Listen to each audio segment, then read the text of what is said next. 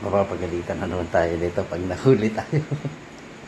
Kasi ito, nagluto ako ng pansit canton. Kasi, lumalaki na yung tiyan ko. Grabe, hindi makapagpigil eh. Kasi pag ganito, kagaya niya, no, alaga alas 12 na. Naggagawa pa rin ako na ito. Ayan, oh. So, ayan, dalawa yung nagawa ko mula nakapag-travel pa tayo kanina. Tapos, ayan, itong araw na to, dalawa yung nagawa ko. May mga kasunod pa, ayan nga, mga nakatago doon, no? Mga nakatago doon, ayusin pa natin. Kaya, ito, hindi makapagpigil.